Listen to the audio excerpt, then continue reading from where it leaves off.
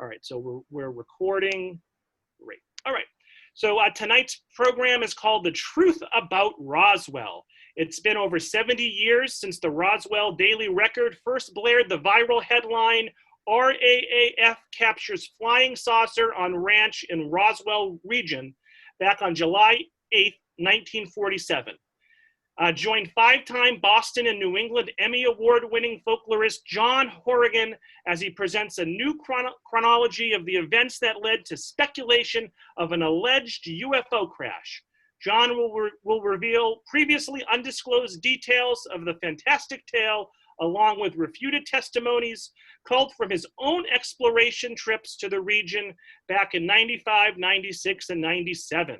John Horrigan is the host and co-creator of the Folklorist television series, which offers a captivating look at some of the lesser-known occurrences in history. As I mentioned, he has won 5 Boston and New England Emmy Awards for his role on this show. He's also a prolific professional sports announcer, and hooray, sports are back this week, narrator, historical researcher, and lecturer who has performed in over 2,500 venues across North America. So all 40 of us, let's give a big round of applause to John for joining us here tonight. And John, you can take it away. Thank you, Robert. Thanks to everybody for joining us this evening on this hot evening. I hope you're staying cool and staying safe and practicing social distancing, and I hope that you're all well. Special thanks, as Robert said, to the Friends of the Tewksbury Library and also to the Tewksbury Cultural Council for bringing me on board. So the Roswell incident, every July it comes around. I'm not going to go over what Robert just said. I won 5 Emmy Awards. I was very, very lucky. That's the same suit, different time, tie, different shirt. One time I shaved, one other I didn't. Now I'm sporting a Peter Tork from the Monkees hairdo. That's what COVID does. I was lucky to get a bunch of Emmy nominations, 20 New England Emmy Award nominations, 13 Telly Awards, 7 Communicator Awards, and then New TV and Newton, Mass. Went back-to-back nationally for arts and entertainment in the Alliance of Community Media. But unfortunately, it was a critically acclaimed show that nobody was watching, so it was canceled in 2016. As Robert mentioned, I'm a professional sports announcer, although I just retired after 26 years as the New England Patriots basketball announcer. But I love history. I was literally on the Concord River paddling underneath Old North Bridge this morning. So I love history. And this is a text-driven lecture for those who may have difficulty hearing, or if you have trouble listening like me. I have a tendency to speak too fast. That's the hockey announcer in me. So please hold all comments and questions until the conclusion of my presentation. So I guess I just want to admit John Hammer there. So the Roswell incident, a lot of people have backdated themselves into the story. About this story, what I'm going to tell you, I'm going to keep it to the timeline up until the story was retracted. Since that time, so many people have put misinformation and disinformation into this incident. I'm not going to talk about their encounters. Jim Ragsdale, out. Glenn Dennis, the mortician, perhaps out. I might speak about him at the end. Gerald Anderson from the Plains of St. Augustine. No, I will mention Barney Barnett at the end. And then Frank, another guy, Frank Kaufman. I'm not going to be mentioning their story. So this thing happened 73 years ago, and since 1994, many people have backdated themselves into the story, but they are inconsistent to the agreed upon timeline. So what I'm doing is taking direct quotes from the witnesses from the very first published book on this incident, known as the Roswell Incident, by Charles Berlitz, famous writer, and William L. Moore. It was first came out in 1980, and it was a seminal book, but today some data appears to have been embellished or even created. Is this the first and only flying saucer crash? So I'm from the understanding that if there is one flying saucer crash, there's got to be several, right? I don't think that all of a sudden they got the word back to their home planet and they designed out whatever errors were in the design of the aeroform. So, or was this a deliberate misidentification to provide cover for a Cold War espionage operation? 1947, Cold War is heating up between Russia and the United States. Either way, there was a cover-up. That's true. So it was either clever, clumsy, or a combination of both. And I also referenced Kevin Randall and Donald Schmidt's excellent first 2 books from 1991 and 1994. The first was 1991, UFO Crash at Roswell, And then in 1994, they released The Truth About the UFO Crash at Roswell. But unfortunately, they contained the testimony of Frank Kaufman in that book and Jim Ragsdale.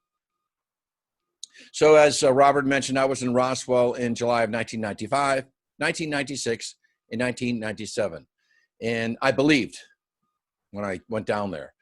And I've walked on the actual debris field. We're not talking about a saucer impact site. We're talking about where debris was found.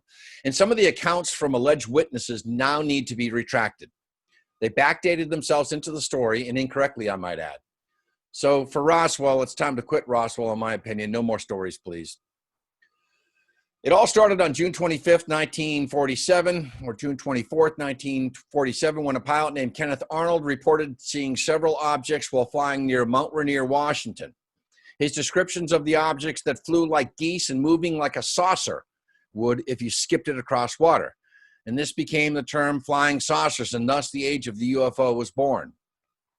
Many newspapers in the country picked up the story from the wire services, and the publicity gave birth to a rash of sightings that kept the papers and the public fascinated throughout that summer of 1947. This is the actual drawing that was made by Kenneth Arnold of what he saw on June 24th, 1947. You can see discoidal in shape. And he said, and you're going to see a lot of quotes here, direct quotes, "I was fascinated by this formation of aircraft. They didn't fly like any aircraft I had ever seen before. The elevation of the first craft was greater than that of the last." And again, this is his depiction there. "They flew in a definite formation, but erratically. As I described them at the time, their flight was like speedboats on rough water, or similar to the tail of a Chinese kite that I once saw blowing in the wind. Or maybe it would be best to describe their flight characteristics as very similar to a formation of geese in a rather diagonal chain-like line, as if they were linked together.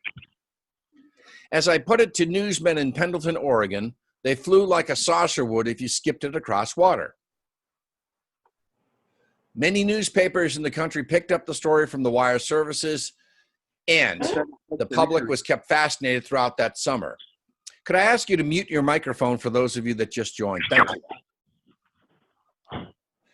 Wendy, if you could just mute your microphone, that would be great. In the summer of 1947, the phrase flyer saucer then entered the vocabulary of popular American culture.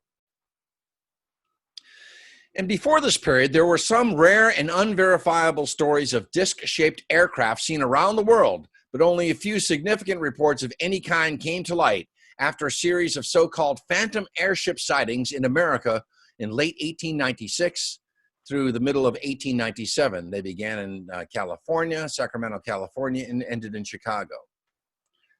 And you've heard the band Foo Fighters, David Grohl, but the truly notable incidents, although not really describing saucers, centered around the Foo Fighters of World War II, a nickname taken from the comic strip Smokey Stover. He would say, "Where there's foo, there's fire," as pilots from both the Allied and German air forces reported seeing strange objects and glowing balls of light approach their aircraft. This is a photograph of some Russian fighters that are approached by Foo Fighters or balls of light. And then after World War II came the Scandinavian ghost rockets. Many residents of Scandinavian countries like Norway and Sweden reported seeing objects in their skies with vapor trails at a high altitude, and the press deemed them as ghost rockets. And of course, at the end of the war, not only did German rocket scientists come to the United States, some of them went over to Russia. So these were perhaps experimental rockets being fired off from Russia. So the disc reports came from all over North America and around the world in 1947. Many were seen traveling at tremendous speeds, flying extremely high, sometimes hovering, and on numerous occasions making controlled changes in their flight path. These cases remain a mystery because missiles of the day were only being tested in specific designated areas and had little endurance or range. The next generation of rockets like Sputnik that were capable of intercontinental flight or Earth orbit were still a decade away. Aircraft, on the other hand, had not yet attained reliable means of reaching supersonic speeds or altitudes over 40,000 feet, or developed any sort of methods to hover. So these objects were performing maneuvers that that our craft of the time could not attain. So, because a large percentage of the first disk sightings occurred during daylight hours, astronomical events are difficult to associate with any but a few of the reports: bolides, meteors, meteorites, etc. Remember, there was no space junk up during 1947. Today, if you go outside, you'll be able to see satellites on demand, Starlink. So accounts from reputable witnesses during 1947 are significant because they had not yet had the opportunity to have their observations tainted by a vast body of previously published UFO lore.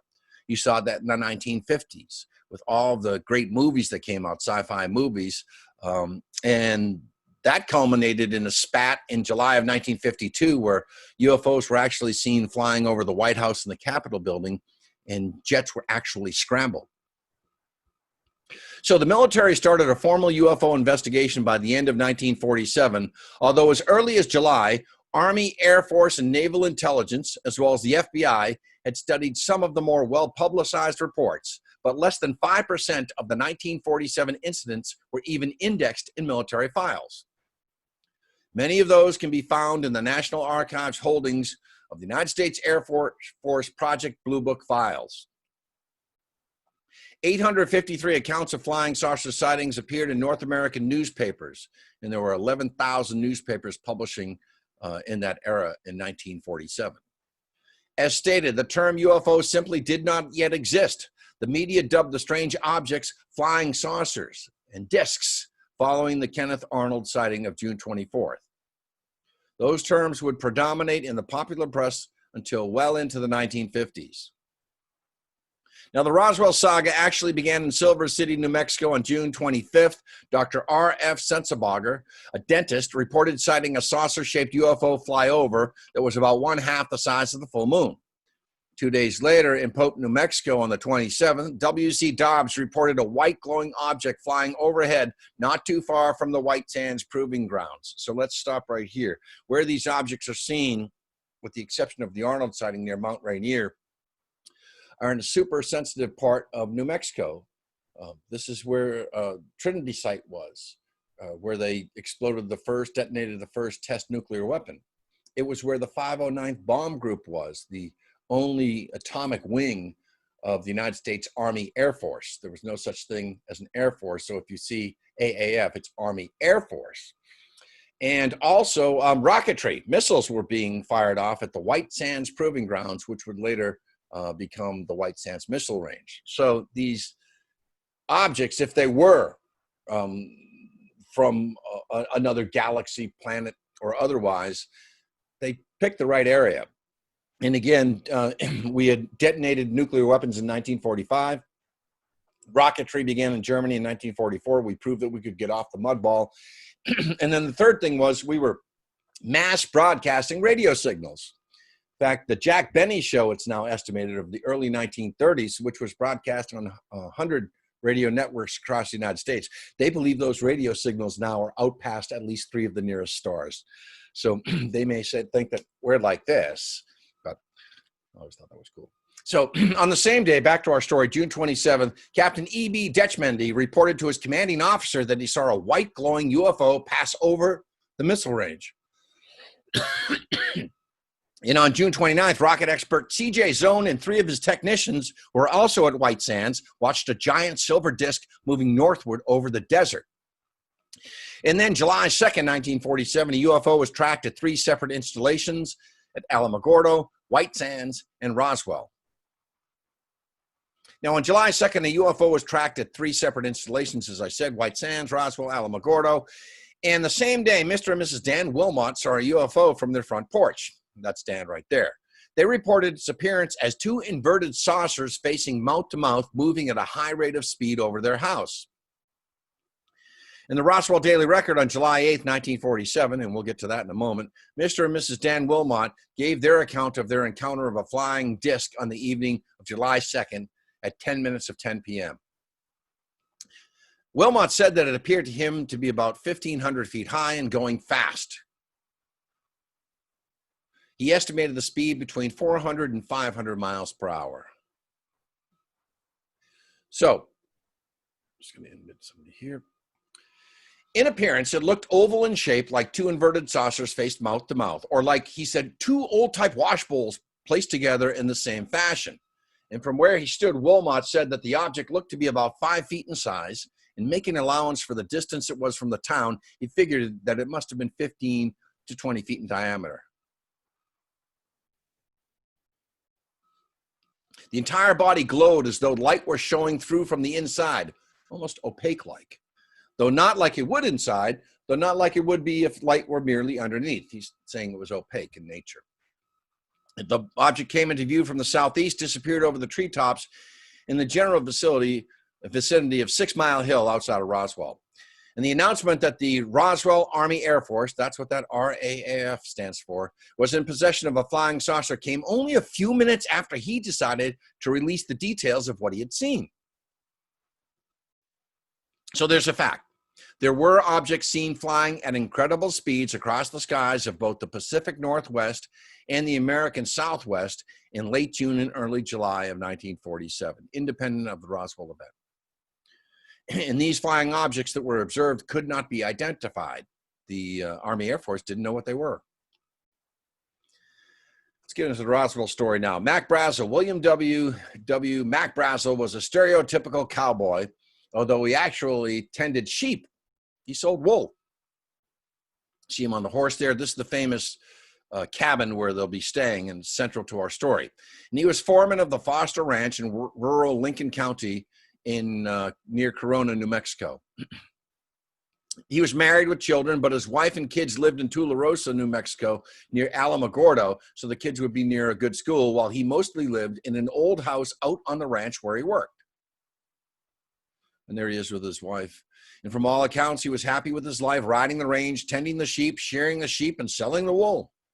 That's how he made a living. And pictures from that time show a man who might have stepped out of an old Roy Rogers movie. He was a real cowboy. He was the type who would tip his hat and say, "Howdy, ma'am," whenever he passed a lady on the street. So on the evening of July 2nd or July 4th, various sources disagree, there was a severe thunderstorm in the area with lots of lightning.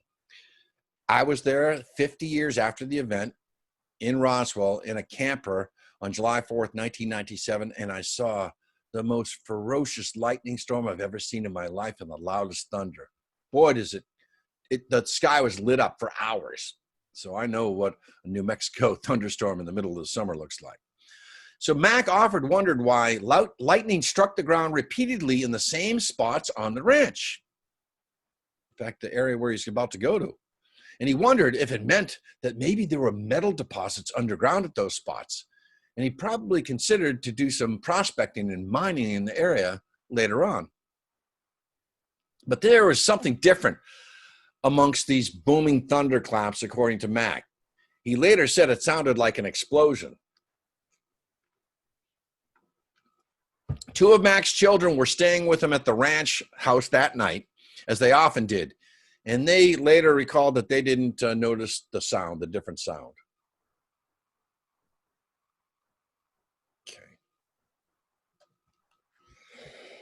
Okay. So the next morning, either July 3rd or July 5th, Mac rode out as usual to check on his sheep. They were on the range, grazing, looking for water, and ride the fences, looking for any holes in the fences that he'd have to patch. He was accompanied by a 7-year-old neighbor boy, William D. Proctor. There's some confusion as to who was with him that day, too, even with the original story. So riding south of the ranch, they came suddenly upon an area about a quarter of a mile long and several hundred feet wide. It was strewn with debris, shiny bits and pieces unlike anything Mac had ever seen. And you'll see different melted alloys in the photos here. The sheep, though, refused to cross the debris, and they had to be herded the long way around to get to water. And Mac was upset. He was leasing this land. Who's going to pick this stuff up? So he picked up some of the material, carried it with him back to the ranch headquarters, and he put it in a shed. Okay? Some material in that shed. And by the way, that's still standing today, that iconic shed. So Bessie Brazel Schreiber, Mac's daughter, said, there was what appeared to be pieces of heavily waxed paper in a sort of aluminum-like foil. Some of these pieces had something like numbers and lettering on them, but there were no words you were able to make out. You see a photograph there, right-hand corner. That's an I-beam I'll be referring to. Jesse Marcel Jr., who appears later in the story, will discuss that, but you'll see that from time to time. Bessie goes on, she says, some of the metal foil pieces had a sort of tape stuck to them. And when these were held to the light, they showed what looked like pastel flowers or designs. Even though the stuff looked like tape, it could not be peeled off or removed at all. The writing looked like numbers mostly, at least I assumed them to be numbers. They're written out like you would write numbers in a column to do an addition problem, but they didn't look like the numbers we use at all.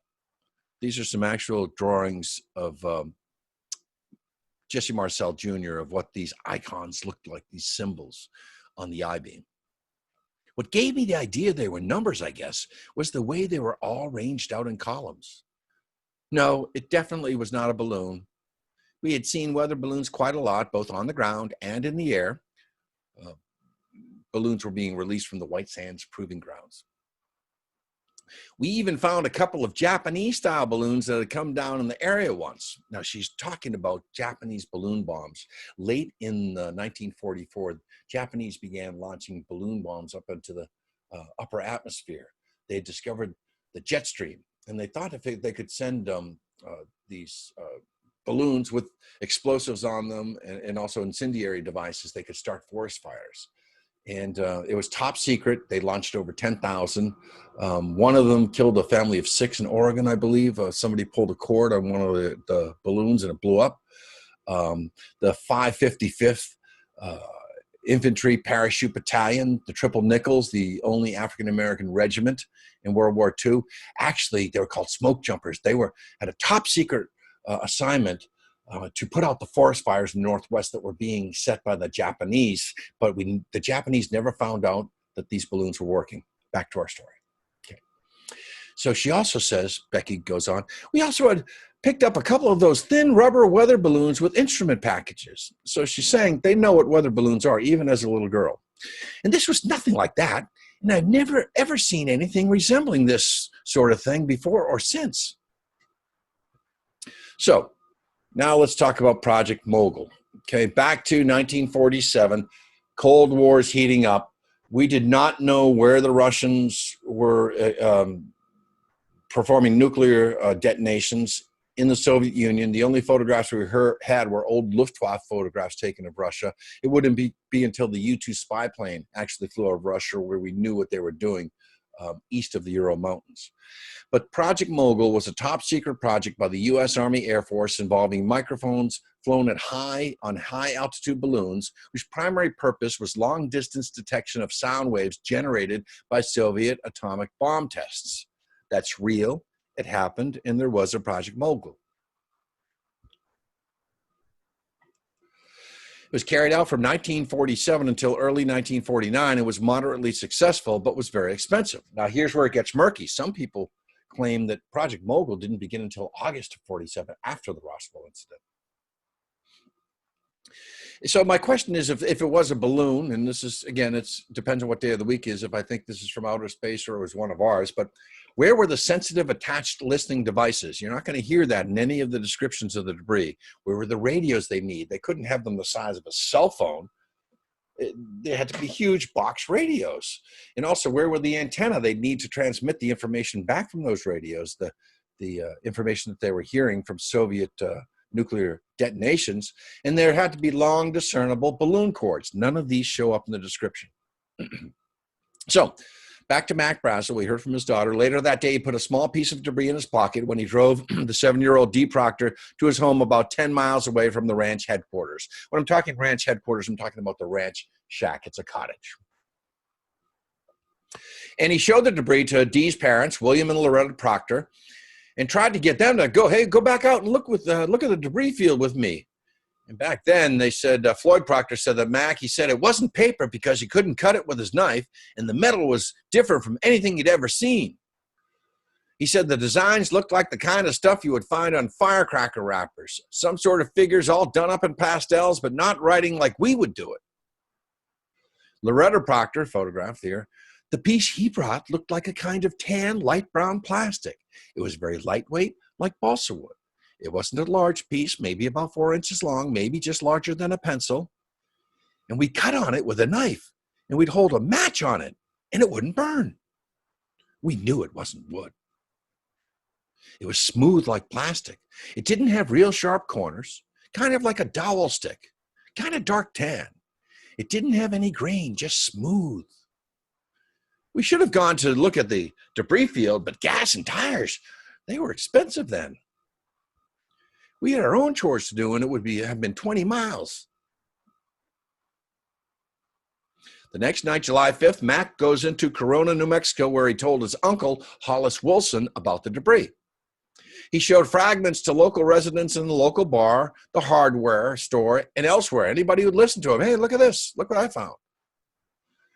And then Wilson and another man who was present told Mac about the flying saucers that were being reported around the area, and he advised him to report his find to the authorities. Mac didn't know anything about these flying saucers. He didn't read the paper. So on July 6th, Mac went into town. He said, I'd better go into town and report this to someone. And he stopped off first at the office of Chavez County Sheriff George Wilcox, right there on the right. At first, Wilcox paid little attention, but when Mac showed him a piece of the debris, he realized that this might be important.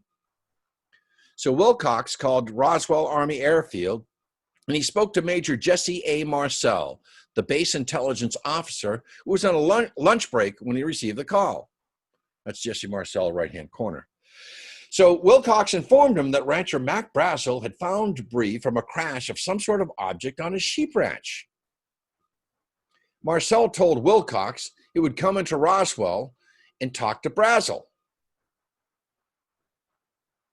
That's the Roswell Army Air Force Base, circa 1947. So Major Jesse A. Marcel, the intelligence officer at Roswell Army Air Force Base, this was the home of the only bomb group in existence at the time with the atomic bomb. All of the personnel at the base had high security clearance. It was the home of the 509th Bombardment Group, the only atomic bomb wing in the United States at the time. And they had dropped the atomic bombs on both Hiroshima and Nagasaki in August of 1945. So Marcel was a veteran and trusted officer who had been a highly skilled cartographer, and he was sent to intelligence training by the Army because of his impeccable character. Now, he had logged over 450 hours of combat duty as a pilot during the war. There's some debate about that, if he was an actual combat pilot or not. And he was highly decorated with 5 air medals for shooting down enemy aircraft. Again, there's more speculation that perhaps Marcel might have embellished his military record. After the war ended, he was chosen as a member of the 509th Bomber Wing handling security for Operation Crossroads, which conducted nuclear testing in 1946. So to reiterate this, he's essentially chosen as a member for Operation Crossroads, which is taking data from the Project Mogul operation. So if he were a buffoon and misidentified the wrong type of debris and called it a balloon, he got promoted for his incompetency. And it was a highly sophisticated, highly secretive operation, Operation Crossroads. They were listening to the Soviets. So he was awarded a commendation for his work on the nuclear project, and he was named the intelligence officer for Roswell Army Air Force Base. He went to town, talked about Brazel. Brazel showed him a piece of his debris, and he reported his findings to his CO, Colonel Butch Blanchard. Blanchard immediately sent Marcel to go to the site, and he was to be accompanied by an Army Counterintelligence Corps officer by the name of Sheridan Cavett. That's Butch Blanchard. So Blanchard is key to our story, by the way, lower right-hand corner. So Marcel took out his old Buick, and Cavett accompanied him in a Jeep all-terrain vehicle. In following Marcel back to the ranch, it was too late that day to visit the site, so they all 3 of them stayed in Mac's ranch cabin. And after a dinner of beans, the 3 headed to the site the very next morning. And after a brief look around, Mac left. He had chores to do, and Marcel and Cavett went out to the debris field.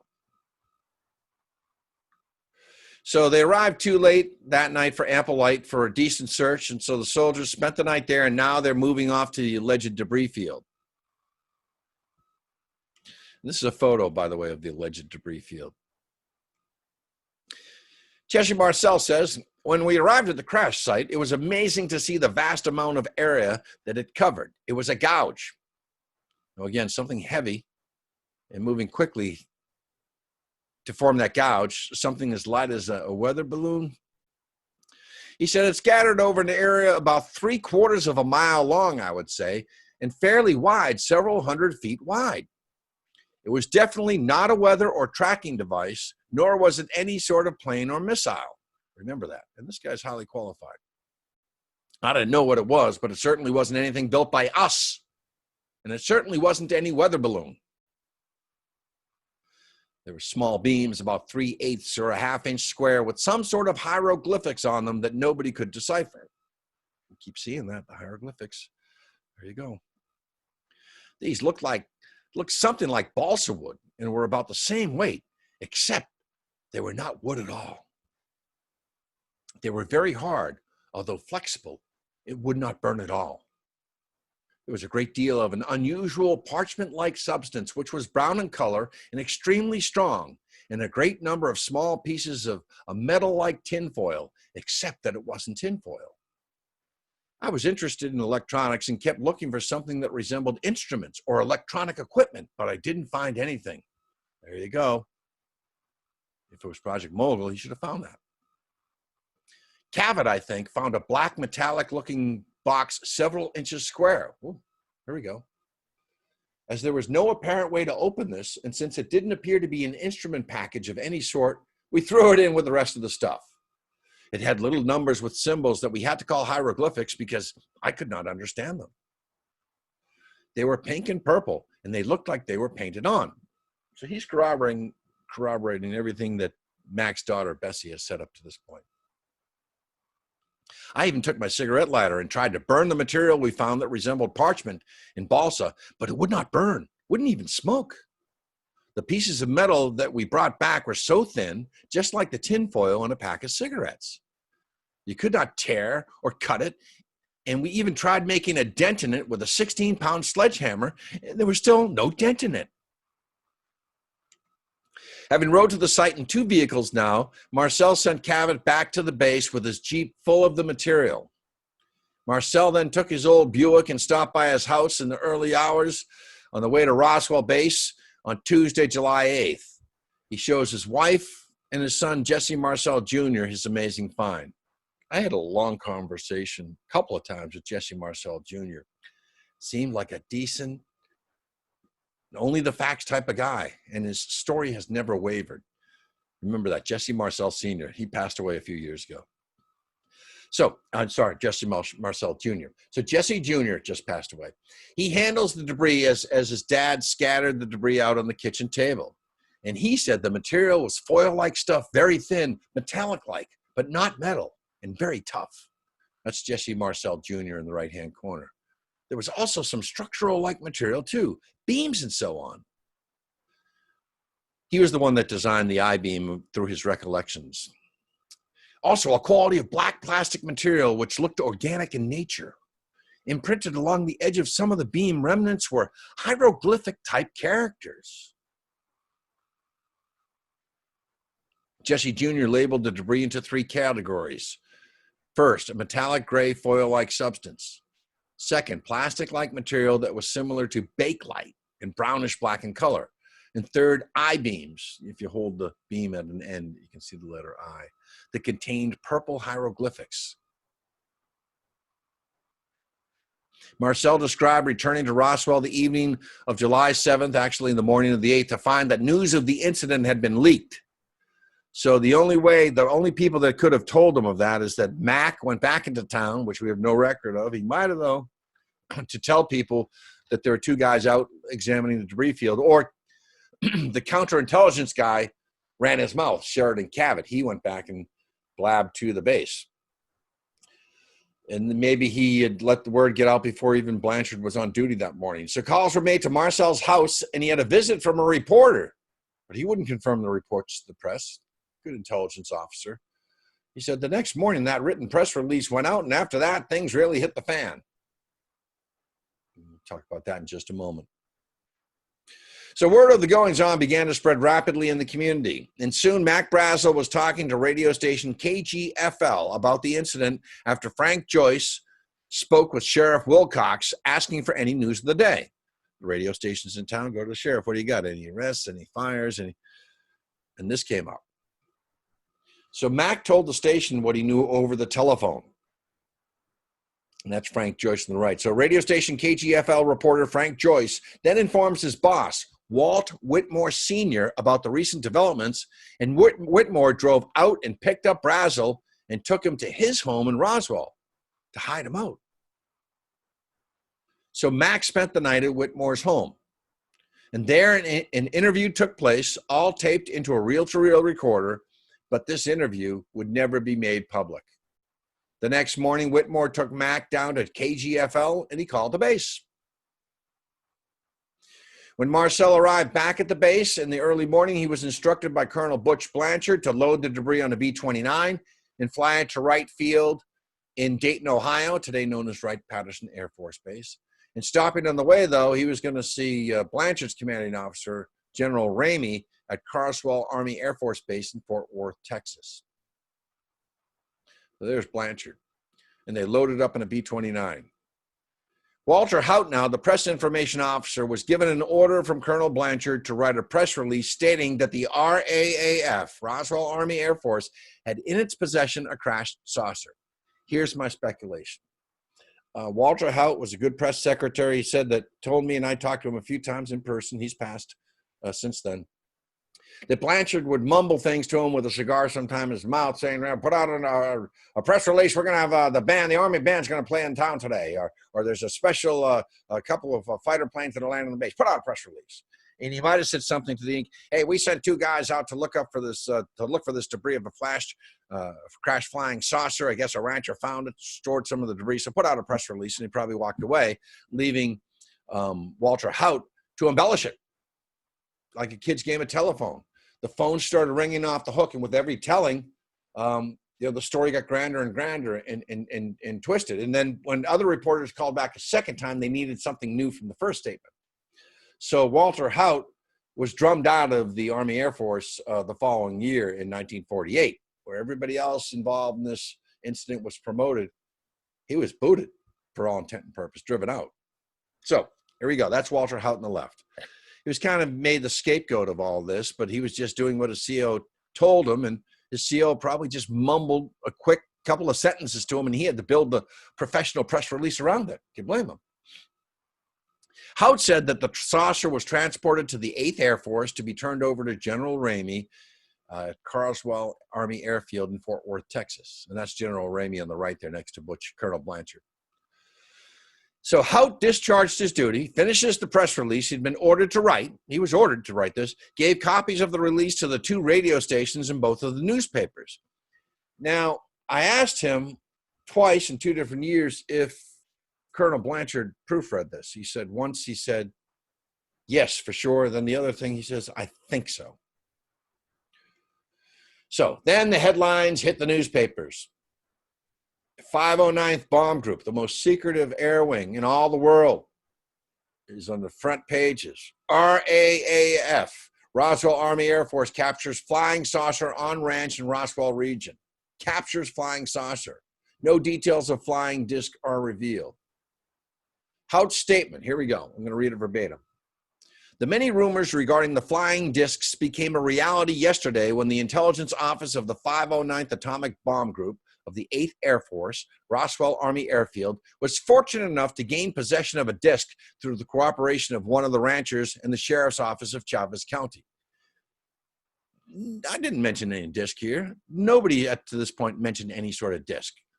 So he was told that by his CO, Butch Blanchard. The flying object landed on a ranch near Roswell sometime last week. We found debris. It looks like there was a crash. It didn't land. There's Jesse Marcel again. Not having phone facilities, the rancher stored the disc. He stored some debris until such time as he was able to contact the sheriff's office, who in turn notified Jesse A. Marcel of the 509th Bomb Group Intelligence Office. Walter, you shouldn't be saying that you have a spook going out into the field. Action was immediately taken and the disc was picked up at the rancher's home. No, it wasn't. The debris was trucked in by Cabot and Jesse Marcel. It was inspected at the Roswell Army Airfield and subsequently loaned by Major Jesse Marcel to higher headquarters. It's my flying saucer. Okay, I'll loan it to you, but you better give it back. The rancher's name and the location of his place was withheld. Okay, so they don't say Mac Brassel's name, but Walter gives away the spy, Jesse Marcel, prints his name out. Then the second radio station in Roswell, George Walsh of the radio station KSWS, which provided first news of the announcement, okay, said only Major Marcel, Colonel W.H. Blanchard, commanding officer at Roswell, and the rancher had seen the object. So you're saying Butch Blanchard had seen it, Marcel, and Mac Brassel. The sheriff, let me just move this here. Walsh reported upon receiving word from the rancher went immediately to the intelligence officer at Roswell Army Airfield. Now I'm going to read you the headline that was printed, okay, in the Roswell Daily Record, Tuesday, July 8th, 1947, that went in today's terms viral around the world. RAAF captures flying saucer on ranch in Roswell region. No details of flying disc are revealed. Roswell hardware man and wife report disc seen. That's back to Dan Wilmot, the July 2nd sighting. All these sightings are coming in at once. Here we go. The intelligence office of the 509th Bombardment Group at Roswell Army Airfield announced at noon today that the field has come into possession of a flying saucer. According to information released by the department over authority of Major J.A. Marcel, intelligence officer, the disc was recovered on a ranch in the Roswell vicinity after an unidentified rancher had notified Sheriff George Wilcox here that he had found the instrument on his premises. Instrument. Major Marcel, this is being written again by Walter Hout, the PIO, Press Information Officer. Major Marcel and a detail from his department went to the ranch and recovered the disc. They recovered debris. It was stated, after the intelligence officer here had inspected the instrument, it was flown to higher headquarters. The intelligence office stated that no details of the saucer's construction or its appearance had been revealed. So it makes papers all across the world. Army reveals it as flying disc found on ranch in New Mexico. Captures flying saucer on ranch. Sorry, that's fake news. They didn't capture a flying saucer. They found debris. Now I'm going to go to a radio broadcast. And before I do that, Taylor Grant mentions it here. And you can see, let me just go back here. This X is where the debris field is, okay? Now, I was at Roswell in 95, my first of 3 trips, and they had this huge Bureau of Land Management map on the wall. And I'm looking around, where's the debris field? Because nobody could tell me where the debris field was. And I saw this tiny X marked in a pencil. Called one of the guys over. He says, oh, well, my buddy's a surveyor. Let's go out tomorrow morning and look at it. So we went out with his wife, a surveyor, and we found the area. And then subsequently, the press would find it in 96, 97. I'm not saying that I found the debris field, but he showed me the area where the X was. And eventually, some of the photographs that came forward, we were out there. So let's play this now. I'm just going to go to the web for one moment. I'm going to be playing you the press report as it was broadcast on the radio across the nation. In fact, a British man claimed that he was a salesman driving across the desert. He heard this live, and a lot of people did. Here we go. And I'm going to go back to my my report. Headline edition, July 8, 1947. The Army Air Forces has announced that a flying disc has been found and is now in the possession of the Army. Army officers say the missile, found sometime last week, has been inspected at Roswell, New Mexico, and sent to Wright Field, Ohio, for further inspection. The American Broadcasting Company and affiliated stations present Headline Edition with Taylor Grant. From all over the world, wherever the day's headlines are made, Headline Edition brings you accurate, timely reports on the news behind those headlines, plus informative in-person interviews with the men and women who made the headlines today. Today's edition presents a roundup of the latest developments in the finding of a flying disc. Stay in step with history in the making. Stay tuned to Headline Edition. Now, here's Taylor Grant. Late this afternoon, a bulletin from New Mexico suggested that the widely publicized mystery of the flying saucers may soon be solved. Army Air Force officers reported that one of the strange discs had been found and inspected sometime last week. Our correspondents in Los Angeles and Chicago have been in contact with Army officials endeavoring to obtain all possible late information. Joe Wilson reports to us now from Chicago. The Army may be getting to the bottom of all this talk about the so-called flying saucers. As a matter of fact, the 509th Atomic Bomb Group headquarters at Roswell, New Mexico, reports that it has received one of the discs which landed on a ranch outside Roswell. The disc landed at a ranch at Corona, New Mexico, and the rancher turned it over to the Air Force. Rancher W.W. Brizzell was the man who discovered the saucer.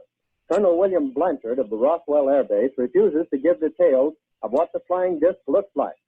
In Fort Worth, Texas, where the object was first sent, Brigadier General Roger Ramey says that it is being shipped by air to the AAF Research Center at Wright Field, Ohio. A few moments ago, I talked to officials at Wright Field, and they declared that they expect the so-called flying saucer to be delivered there, but that it hasn't arrived as yet. In the meantime, General Ramey describes the object as being of flimsy construction, almost like a box kite. He says that it was so battered that he was unable to determine whether it had a disc form, and he does not indicate its size. Ramey says that so far as can be determined, no one saw the object in the air, and he describes it as being made of some sort of tinfoil.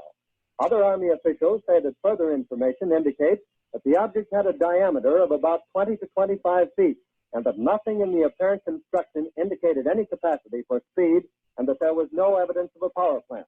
The disc also appeared too flimsy to carry a man. Now, back to Taylor Grant in New York. So, I'll bring it back there. So that's the actual report. The disc landed, did it? Phones rang off the hook at Roswell Army Airfield. Press officer Walter Hout was inundated. Okay, and if we could just mute those. So.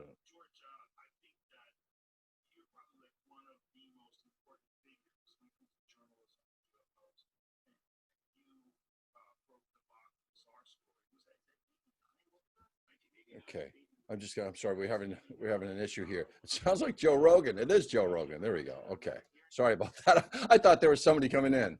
All right, that's the ball. That's all right. I'm sorry, folks. Back to our story. There we go.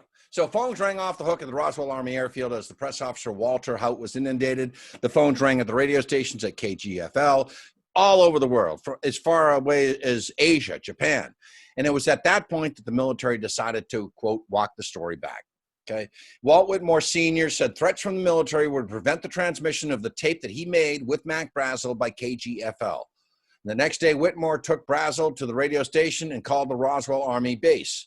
But what Whitmore told the base is not known exactly, but the military came and picked Mac up and transported him to the base where he was, quote, a guest of sorts for about a week. He was held captive.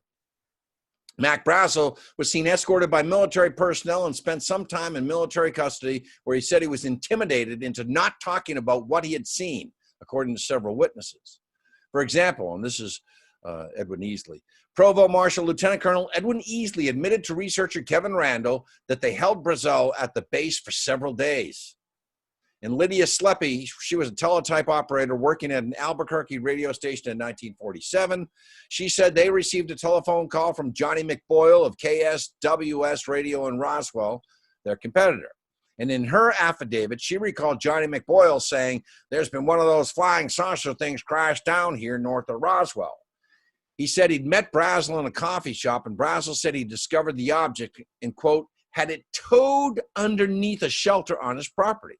So this radio guy is now, the story now takes a left turn here.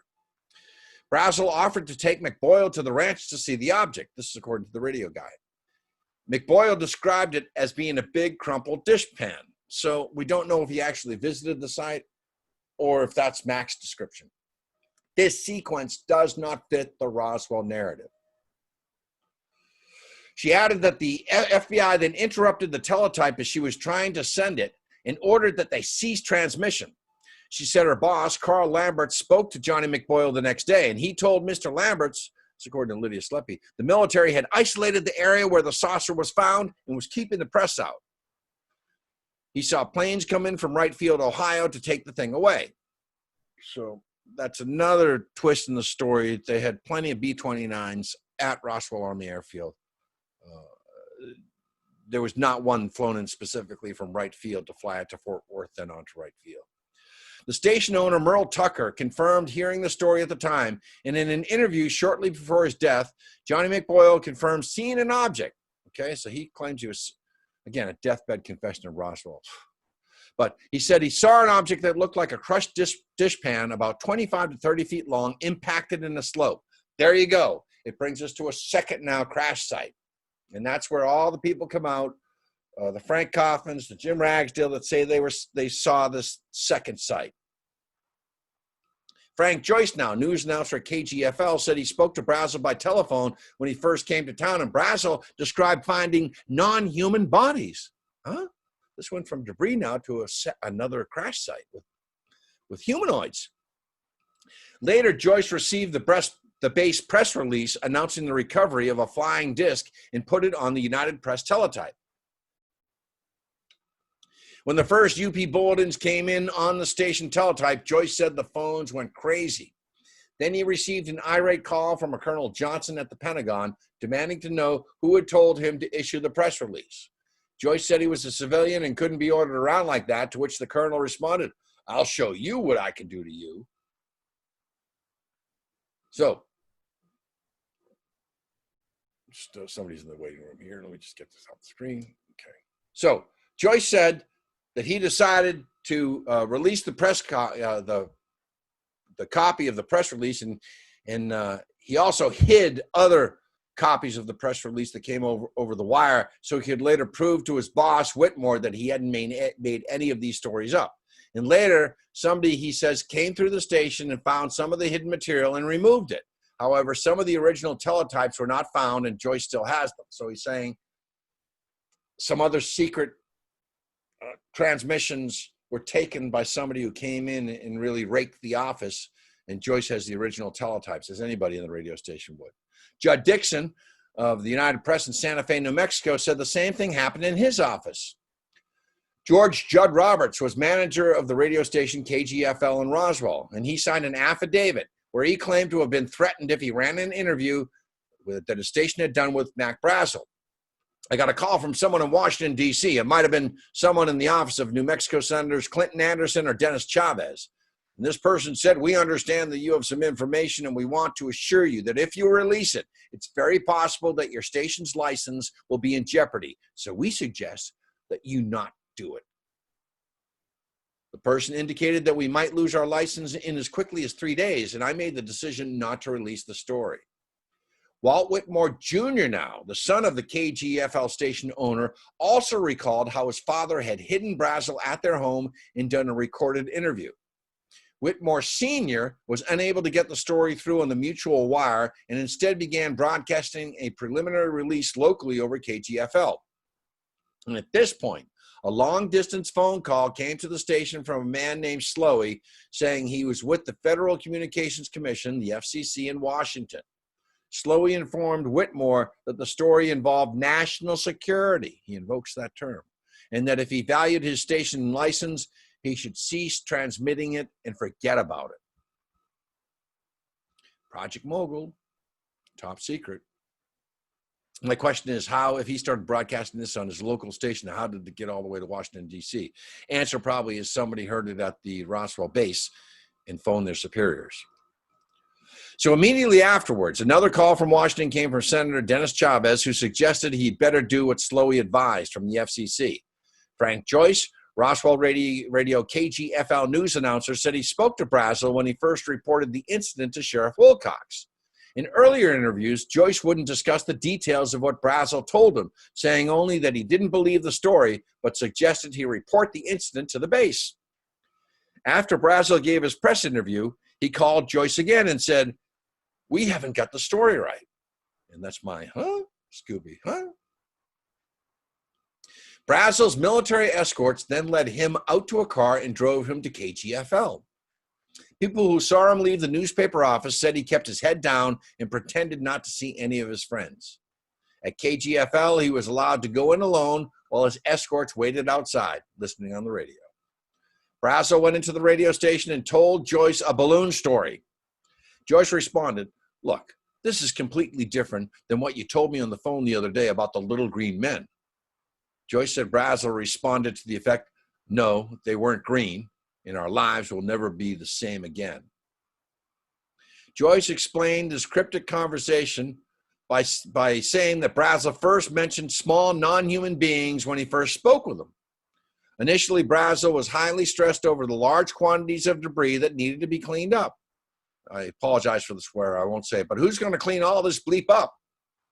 Then Joyce said Brazel really began losing it, talking about the horrible stench from the dead little people he had found at another location.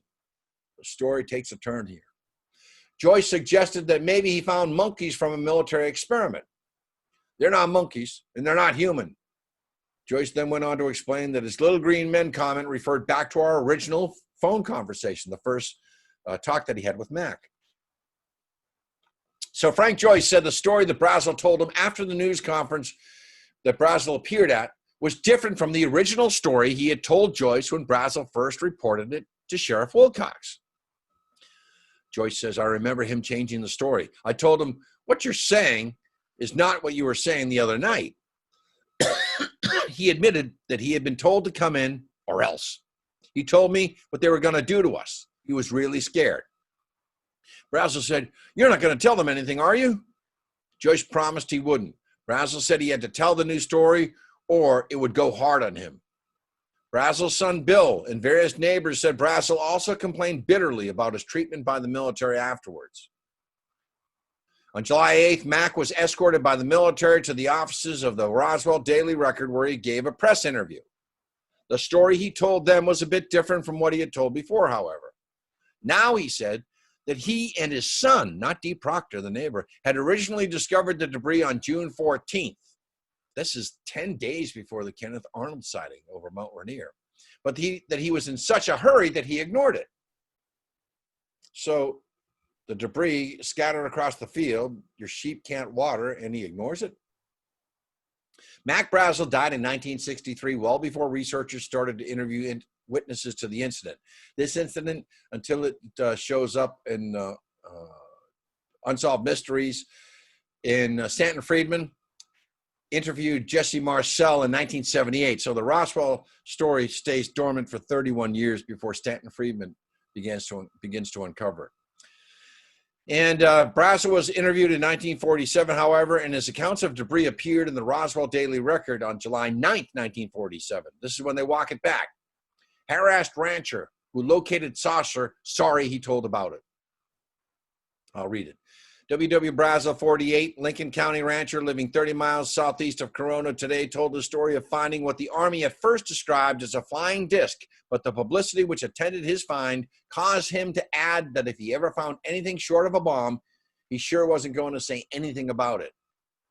Brazel was brought here late yesterday by W.E. Whitmore of radio station KGFL, had his picture taken and gave an interview to the Record, and Jason Callahan sent here from the Albuquerque Bureau of the Associated Press to cover the story. The picture he posed for was sent out over the AP telephoto wire sending machine, specially set up in the Record office by R.D. Adair, AP wire chief, sent here for the sole purpose of getting out the picture and that of Sheriff George Wilcox, to whom Brazel originally gave the information of his find. Brazel related that on June 14th, he and the 8-year-old son Vernon, and I think Brazel's trying to protect his neighbor here, were about 7 or 8 miles from the ranch house of J.B. Foster Ranch, which he operates, when they came upon a large area of bright wreckage made up on rubber strips, tin foil, a rather tough paper, and sticks. So he's talking about the debris that was found. At the time, Brazel was in a hurry to get his round made, and he did not pay much attention to it. But he did remark about what he had seen, and on July 4th, he, his wife, Vernon, and a daughter, Betty, age 14, went back to the spot and gathered up quite a bit of the debris. So now he's saying his wife Vernon's with him and his daughter. The next day, he first heard about the flying discs, and he wondered if what he had found might be the remnants of one of these. So Monday he came to town to sell some wool, and while here he went to see Sheriff George Wilcox and whispered kind of confidential like that he might have found a flying disc. Wilcox got in touch with the Roswell Army Airfield and Major Jesse A. Marcel, and a man in plain clothes accompanied him home, where they picked up the rest of the pieces of the disc and went to his home to try to reconstruct it. Again, a new story. According to Brazel, they simply could not reconstruct it at all. They tried to make a kite out of it, but could not do that and could not find any way to put it back together so that it would fit. Then Major Marcel brought it to Roswell, and that was the last he heard of it until the story broke that he had found a flying disc. So he's totally walked back the story. Brazel said that he did not see it fall from the sky and did not see it before it was torn up, so he did not know the size or shape it might have been, but he thought it might have been about as large as a tabletop. The balloon which held it up, if that was how it worked, must have been about 12 feet long, he felt, measuring the distance by the size of the room in which he sat. The rubber was smoky gray in color and scattered over an area 200 yards in diameter. When the debris was gathered up, the tinfoil, paper, tape, and sticks made a bundle about 3 feet long and 7 or 8 inches thick, while the rubber made a bundle about 18 or 20 inches long and about 8 inches thick. In all, he estimated the entire lot would have weighed maybe 5 pounds. That's nothing. There was no sign of any metal in the area, which might have been used for an engine, and no sign of any propellers of any kind, although at least one paper fin had been glued onto some of the tinfoil. And there's Mac in his old age. There were no words to be found anywhere on the instrument, although there were letters on some of the parts. Considerable Scotch tape and some tape with flowers printed upon it had been used in the construction. No strings or wire were to be found, but there were some eyelets in the paper to indicate that some sort of attachment may have been used. Brazel said that he had previously found 2 weather balloons on the ranch, but that what he found this time did not in any way resemble either of these.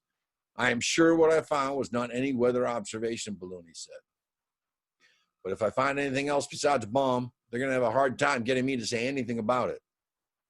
So Bessie, Brazel's daughter, helped recover the debris, which she described to be similar to aluminum and wax paper, and it had indescribable writings on it.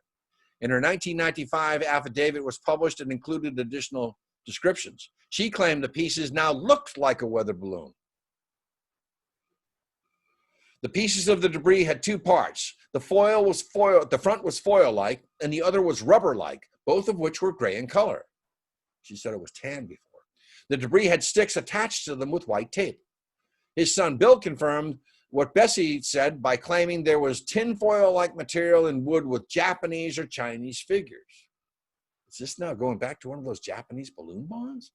The wood was similar to balsa wood, but it could not be cut or broken. However, when interviewed in 1994, Sheridan Cabot, the Roswell Counterintelligence Corps CIC officer identified by Jesse Marcel as assisting him in investigating the crash and recovering debris, said he had no memory whatsoever of ever meeting Brazel or going out with Marcel. He claimed, however, he did go to the crash site with his CIC assistant, Sergeant Louis Rickett. Cabot described the crash site as 20 square feet, contained bamboo sticks and reflective materials similar to aluminum. 20 square feet, that's nothing. It's 10 by 2 feet. I just don't believe Cabot.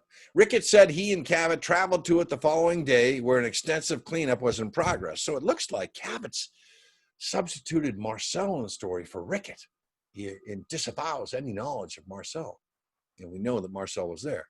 The participants in the cleanup were guarded by MPs. And Rickett held a 6-inch by 12-inch piece of debris that was unbreakable. Rickett said he had witnessed high security and a large military debris recovery, handled strange metal debris, and saw a gouge in the ground.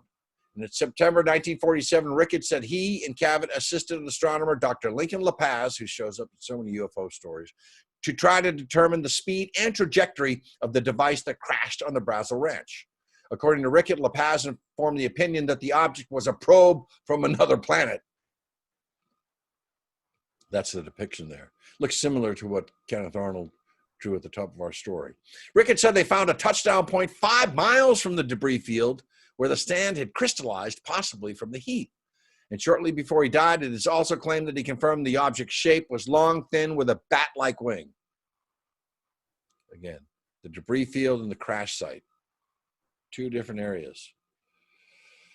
So Marcel lands in Carswell Army Air Force Base, Fort Worth, Texas. Brigadier General Roger Ramey, commander of the 8th Air Force, takes over. He's upset that all of this exposure to the 509th and on every front page of the newspaper. What are you guys doing? So the debris is taken to Ramey's office and spread out on brown paper. Now, Marcel said later that one photo was taken of him with the real debris. Then Ramey took him into another room, and when he came back, a weather balloon had been substituted for the actual debris. Now, there's some speculation that William Moore, the author of the first Roswell book in 1980, made this story up. But let's go on. That's Jesse holding the material in the office. Certainly looks like everything we've discussed, tinfoil-like, okay? It's spread out on brown paper, okay? Again, there's the other picture. Still another, just showing the debris. There are the I-beams, the tinfoil. I mean, it looks like a target, a Rowan target. So a weather officer, Warrant Officer Irving Newton, was brought in, and he immediately identified the material he saw as a weather balloon and a Rowan radar target. Yeah. Now, this might lend credence to the swap story. And here's General Ramey, and look, he's on the left, and look what's in his hand. He's got some sort of teletype message. We're going to go into that in just a sec. So they're desperate to walk back this story to get the press off their backs. A Rowan radar target was a reflector made of metal foil and balsa wood sticks that was attached to a weather balloon so it could be tracked on radar. Here's Ramey. Here are the pictures of Ramey. So Newton was a weather forecaster at Fort Worth, Texas. He was identified in contemporary accounts as being brought in to make an official weather balloon identification on behalf of General Ramey. And again, look at that memo in Ramey's left hand as he kneels down. Same material we've seen in the other photos. So in his original testimony, Newton indicated that when he got to Ramey's office, he was told it was a weather balloon. In a later affidavit for the Air Force, he was convinced it was a balloon and remained convinced there were figures on the sticks which looked to be weather-faded markings. There's Newton to the right. Now, two witnesses, J. Bond Johnson, pictured here, a reporter and photographer for the Fort Worth Star-Telegram. He took 6 photographs of the debris, which he described as aluminum, balsa wood, and burnt rubber. In 1978, when Marcel brought the story to the attention of Stanton Friedman, he said, the stuff in that one photo was pieces of the actual stuff we found. It was not a staged photo. Later, they cleared out our wreckage and substituted some of their own. Then they allowed more photos. Those photos were taken while the actual wreckage was on its way to Wright Field. That photo of Ramey with weather balloon, that's a fake. What you see there is nothing but a piece of brown paper that I put over the real debris so that the news media couldn't get a picture of what I had. So there's a contradiction. Marcel's saying they swapped the debris, removed it. Now he's saying they covered it with brown paper and brought out the weather balloon. And he just mentioned, he said the stuff was already on its way to Wright Field. Doesn't make any sense. I covered the real stuff, including in the photo of me you are showing. Ramey told me, just don't show anything. Don't show anything. So there's brown paper underneath that, and he says that's where the real debris is. Okay, so Ramey announced to the press that the flying saucer was only a weather balloon. General Ramey empties Roswell saucer.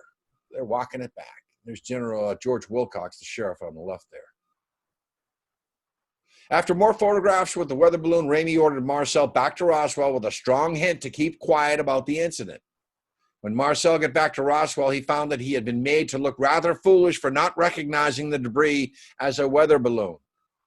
Highly qualified man, and he couldn't identify a weather balloon is what they're saying. And again, he's promoted to one of the most sensitive operations, Operation Crossroads, listening to Soviet explosions. 3 months later, Marcel was promoted to lieutenant colonel and assigned to a program for determining whether the Soviets had detonated a nuclear weapon by analyzing particles in the upper atmosphere. So yeah, if he was that much of a buffoon, why was he promoted? Now, when he was interviewed in 1978, he maintained that the debris he found on the Foster Ranch was definitely not a weather balloon. And the depiction on the right is an artist's rendering taken in 1996. He insisted it was nothing like he had ever seen. But what about the memo in General Ramey's hand? What did it say? See that? Some researchers claim the telegram, which appears in one of the 1947 photos of the balloon debris in Ramey's office, contains text that confirms that there were aliens and a disc was found. There it is in his left hand. Let's zoom in. They claim that when enlarged, the text in the paper General Ramey is apparently holding in his hand includes the key phrases, the victims of the wreck, and in on the disc, plus other phrases seemingly in the context of a crashed vehicle recovery. There's the blow up right there. And apparently it says, and the victims of the wreck. That's the interpretation of that blurry teletype. In the disc they will ship. The Ramey memo, they call it. Skeptics claim that the text is indistinguishable and cannot be properly translated. Brigadier General Thomas DuBose, Chief of Staff to General Ramey, said in an affidavit, the material shown in the photographs taken in Major General Ramey's office was a weather balloon. That's DuBose on the right. The weather balloon explanation for the material was a cover story to divert the attention of the press. In several interviews, like Marcel, he indicated they substituted the material they had brought in from elsewhere for the real debris, which he said even he was never allowed to see because of all the secrecy. So he's saying there's two sets of debris, and there was a walk-back story. DuBose says the Deputy Chief of the Strategic Air Command, General Clements McMullen, ordered him by phone to start a cover-up. Several days before the press photos were taken, DuBose said McMullen also ordered a shipment of debris from Roswell to Washington by a Colonel Courier and was subsequently flown onto Wright Field for analysis. Again, this doesn't fit the narrative. He's saying even before it was reported to the press that they already had sent the material to Washington and then on to Wright Field in Dayton. Inconsistencies. McMullen ordered absolute secrecy, said DuBose, and said it was so secret it was beyond top secret. DuBose was not to discuss this with anybody. So either it's not from this world or it's Project Mogul, listening to the Russians. McMullen said, look, why don't you come up with something, anything you can use to get the press off our back? So we came up with this weather balloon story. Somebody got one and we ran it up a couple of 100 feet and dropped it to make it look like it crashed, and that's what we used. Actually, it was a cover story, the balloon part of it. Somebody cooked up the idea as a cover story. We'll use this weather balloon. We were told this is the story that is to be given to the press, and that is it. And anything else, forget it. McMullen told me, you are not to discuss this. This is more than top secret. It's beyond that. It's within my priority as deputy to George Kenney, and he in turn responsible to the president. This is the highest priority you can exhibit, and you will say nothing. Brigadier General Arthur Exon, former commanding officer at Wright-Patterson Air Force Base, stated, I know that at the time of the sightings happened, it was to General Ramey, and he, along with the people at Roswell, decided to change the story while they got their act together and got the information into the Pentagon and into the president. Also, we said all these guys at the top of the government, such as Air Force Chief of Staff Carl Spaatz, Secretary of State, Secretary of Air Force Stuart Symington, his son, Fife Symington, would be involved in the Phoenix Lights of March 1997. They were the ones who knew the most about Roswell, New Mexico, and they were involved in what to do about the residue. According to Brazel's neighbor, Loretta Proctor, her 7-year-old son, Timothy, or D, was with Brazel when he first discovered the debris field. But he was also with Brazel when he discovered something else at another site 2.5 miles to the east that left him deeply traumatized for the rest of his life.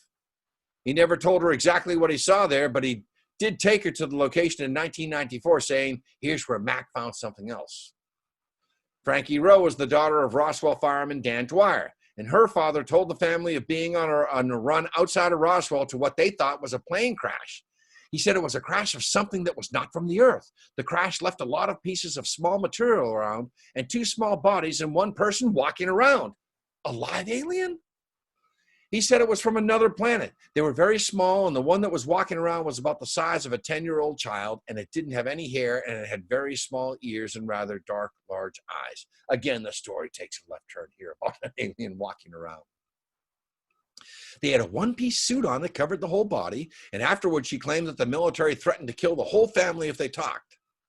Barbara Duggar, granddaughter of Sheriff George Wilcox, right-hand corner, said her grandmother, Inez Wilcox, told her the sheriff had gone to the ranch and seen 4 alien bodies. My grandmother said, don't tell anybody. When the incident happened, the military police came to the jailhouse and told George and I that if we ever told anything about the incident, not only would we be killed, but our entire family would be killed. And others said that Inez Wilcox told them similar stories. Lieutenant Walter Hout, Roswell Public Information Officer, in his 2002 affidavit claimed an elaborate cover-up was carried out. On Tuesday morning, July 8th, I would attend the regularly scheduled staff meeting at 7:30 a.m. Besides Blanchard, Marcel, CIC Captain Sheridan Cavett, some other senior officers, and from Carswell Army Air Force in Fort Worth, Texas, Blanchard's boss, Brigadier Roger Ramey, and his chief of staff, Colonel Thomas J. DuBose, were also in attendance. Okay, so now Hout's saying that Ramey is in Roswell now in 2002, and DuBose is also there. He's changing his story. The main topic of discussion was reported by Marcel and Cavett regarding an extensive debris field in Lincoln County. A preliminary briefing was provided by Blanchard about the second site approximately 40 miles north of town. One of the main concerns in 40 miles, I just heard 2.5 miles away from the original site. One of the main concerns discussed at the meeting was whether we should go public or not with the discovery. And General Ramey proposed a plan which I believe originated with his bosses at the Pentagon. Attention needed to be diverted from the more important site north of the town by acknowledging the other location. That sounds like an Army plan. Too many civilians were already involved and the press already was informed. At approximately 9:30 a.m., Colonel Blanchard phoned my office and dictated the press release of having in our possession a flying disc coming from a ranch northwest of Roswell and Marcel flying the material to higher headquarters. In addition, Hout stated that he was aware 2 separate teams would return to each site months later for periodic searches for any remaining evidence. Major Jesse Marcel's daughter-in-law, Linda Marcel, confirmed that at the end of his life, Jesse had spoken of another crash site at Roswell with bodies. Deathbed confession. Jesse Marcel Sr. told his family that there was more than one Roswell-related crash site. He also confirmed that through an entrusted source, he had learned there were in fact recovered bodies at another site.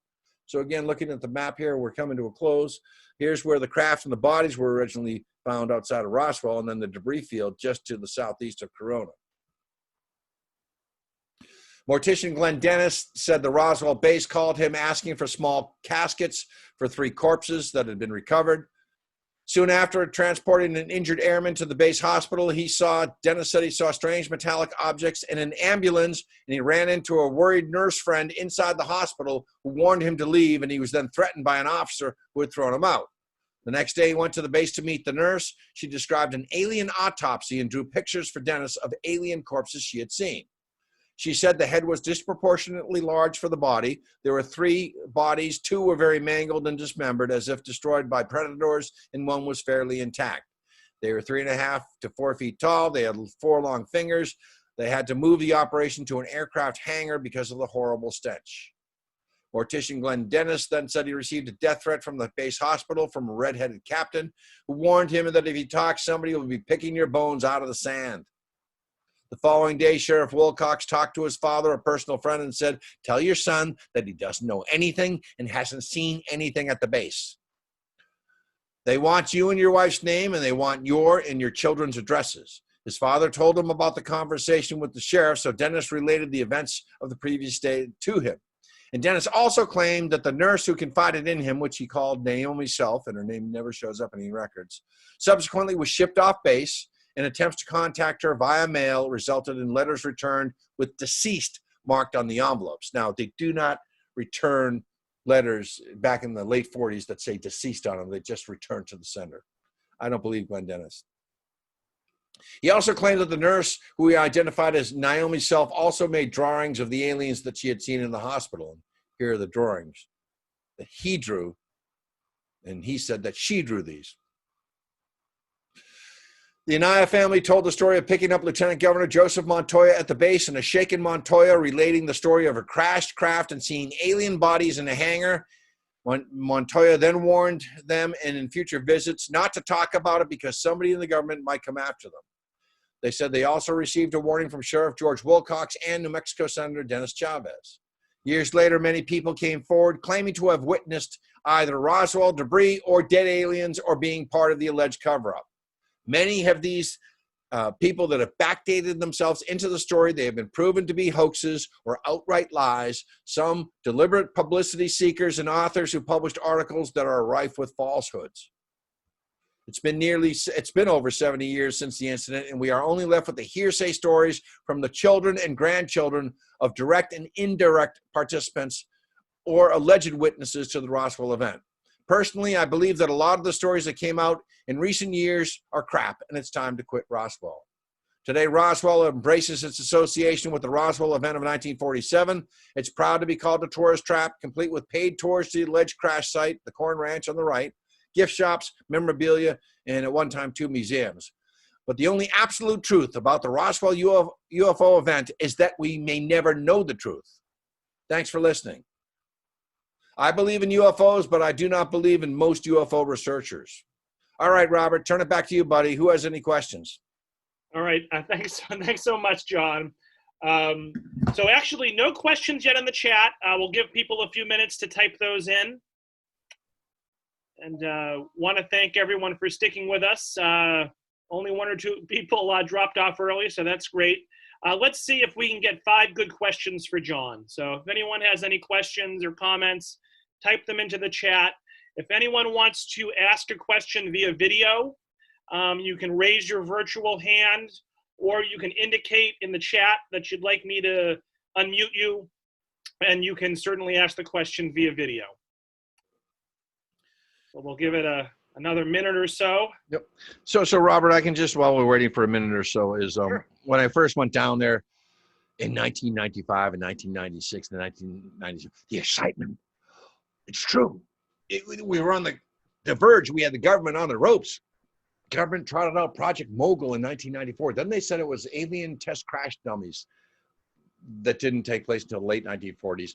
And they were trying to cover up the cover-up. And they made it worse. And there were a lot of people that backdated themselves into the story. Glenn Dennis's story has changed over the years. I believe he passed on. Frank Kaufman said he had seen alien bodies. He said he was a sentry there. Guy by the name of Jim Ragsdale said he was in the back of a pickup truck that night with his girlfriend when he saw the saucer come down. They've all been proven to be deathbed affidavits and hoaxes, and I guess we all know nowadays affidavits don't really mean much of anything. So I went back to the original incident, the original books, the original articles, the original quotes, and then from there, it looks like this alien body story comes from Johnny McBoyle, a radio reporter. And I've always been under the assumption you can't have just one flying saucer crash. They didn't all of a sudden radio back to planet Zeltar or wherever they're from and design out that deficiency in the aeroform. So, all right. Any other questions? John Hammer, how are you, sir? Yeah, John. Good. Go ahead, John. Well, I'll tell you, John, this is a remarkable story, and you've done an awful lot of research. Fascinating. Fascinating to hear what you've got to say. I recently saw a program by one of my favorite personalities on TV, Josh Gates. And he talked about his investigation of Roswell and new